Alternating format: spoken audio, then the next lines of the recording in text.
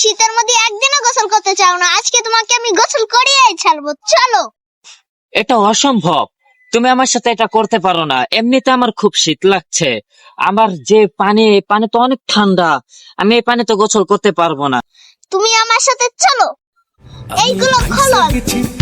আমি ফাইসা গেছি, আমি ফাইসা গেছি মাইন কারছি পায়। আমি ফাইসা গেছি, আমি ফাইসা গেছি, আমি ফাইসা গেছি মাইন কারছি পায়। যাও গোসল করতে নামো।